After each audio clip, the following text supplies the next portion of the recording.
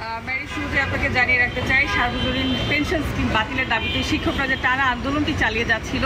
সেই আন্দোলনের একটি সুরাহার জন্যই কিন্তু আজ শিক্ষকদের একটি প্রতিনিধি দল 10 সদস্যের, আমরা ইতিমধ্যে জানতে পেরেছি 10 সদস্যের একটি প্রতিনিধি দল ধানমন্ডি 3-এর আওয়ামী লীগের যে কার্যালয়টি রয়েছে এখানে তারা এসেছে সকাল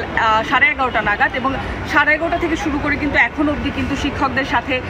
আওয়ামী লীগ সাধারণ সম্পাদক ওবায়দুল কাদের এবং এখানে উপস্থিত রয়েছে শিক্ষামন্ত্রী, তাদের সাথে কিন্তু ইতিমধ্যে বৈঠক শুরু হয়েছে এবং এখন পর্যন্ত কিন্তু তাদের বৈঠক চলছে। এবং শিক্ষকদের যে দাবি, সেই দাবিগুলো পূরণের প্রত্যাশা নিয়ে কিন্তু শিক্ষকরা এখানে এসেছে এবং শিক্ষকদের সাথে বাইরে কথা বলে যেটি জানতে পেরেছি, তারা কিন্তু প্রত্যাশা নিয়ে বসে আছে যে তাদের যে দাবি আছে সেগুলো শিক্ষামন্ত্রী এবং আওয়ামী লীগ সাধারণ সম্পাদক এবং সেতুমন্ত্রী কিন্তু মেনে নেবে, এবং এই প্রত্যাশা নিয়েই কিন্তু তারা এখানে এসেছে। আপনি জানেন যে টানা কয়েকদিন যাবতই কিন্তু শিক্ষকরা আন্দোলন চালিয়ে যাচ্ছিল এবং পাশাপাশি আমরা দেখেছি যে কোটা নিয়েও শিক্ষার্থীদের একটি আন্দোলন চলছিল। চলমান এই পরিস্থিতি নিয়ন্ত্রণে আনার জন্য কিন্তু সরকার থেকে নানা পদক্ষেপ নেওয়া হচ্ছে এবং তারই প্রেক্ষিতে কিন্তু আজকে শিক্ষকদের সাথে এখানে ওবায়দুল কাদের কিন্তু বৈঠকে বসেছে। কিন্তু বৈঠকে এখন পর্যন্ত কি নিয়ে আলোচনা হয়েছে সেটি কিন্তু আমরা এখনো জানতে পারিনি। তবে কিছুক্ষণ পরেই আওয়ামী লীগ সাধারণ সম্পাদক ওবায়দুল কাদেরের একটি ব্রিফিং হওয়ার কথা রয়েছে সাংবাদিকদের সঙ্গে, এবং সেখানে আমাদের বিস্তারিত জানানো হবে যে শিক্ষকদের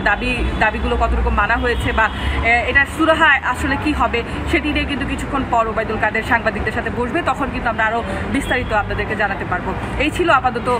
ধানমন্ডি 3-এর থেকে আমার কাছে সর্বশেষ তথ্য। মিতু, আপনাকে ধন্যবাদ।